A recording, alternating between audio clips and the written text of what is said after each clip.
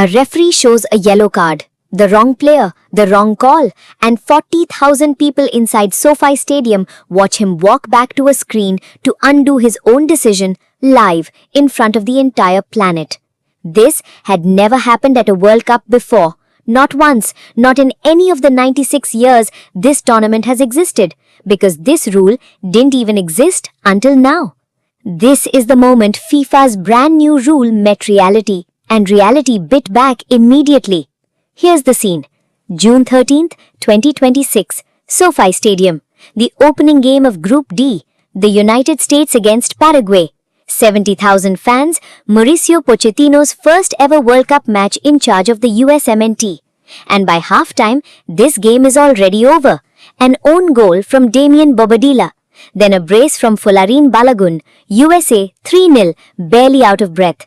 Then the 53rd minute happens, and nobody saw this coming. USA captain Tim Ream chases down Paraguay's Miguel Almiron near the American byline. Almiron hits the floor. The referee points, yellow card, Ream, routine, forgettable, move on. Except it wasn't forgettable because somewhere in a production truck outside that stadium, somebody was already hitting rewind. The referee, Danny Makkelie, gets the call, walks to the monitor, watches it back, and what he sees flips the entire incident upside down. No contact, none. Almiron dove. And then the screens around the stadium light up with 3 words nobody in that crowd had ever read before. VAR check, mistaken identity. Confusion, pure confusion. Is this a red card review? A goal review? Nobody knows.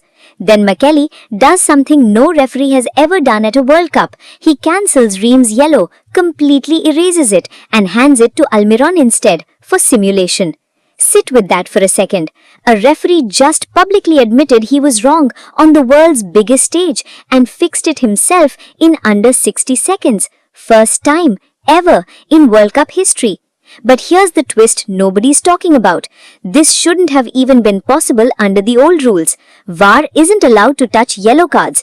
Period. Goals, penalties, red cards. That's it.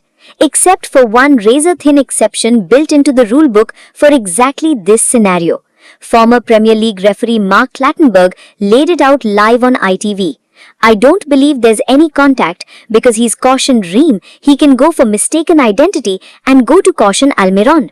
So this wasn't FIFA's technology breaking down. This was FIFA's newest, narrowest, most obscure VAR rule firing for the very first time on the opening night of the tournament, and an entire stadium had no idea how to read what they were watching.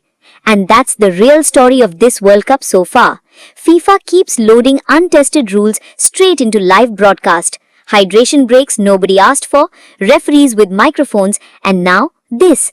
Every single one debuting in real time with real consequences in front of a global audience that signed up to watch football, not a beta test. Let me be fair for 1 second, because credit where it's due. The system actually worked. The wrong man got punished. The right man got caught. It took under a minute. If anything, this is VAR doing exactly what it was built to do. The chaos wasn't the rule failing, it was just the world seeing it for the first time. But flip it around. You're Tim Ream. You're the captain. You think you've just been punished for something you didn't do. You're standing there, frustrated, jogging back into position. And then the referee turns around and clears your name live in front of your own country watching at home. That's not a footnote. That's vindication on the biggest stage of your career in real time. So what does this actually tell us? Every new rule FIFA drops now gets its world premiere live on the largest stage in sports with zero margin for a quiet mistake. USA finished the night 4-1 winners. Almost nobody outside that stadium will remember the scoreline. They'll remember the referee walking back to that screen. So tell me, was this VAR finally getting it right, or just more proof that FIFA is still writing its own rulebook live in real time on the world's biggest stage?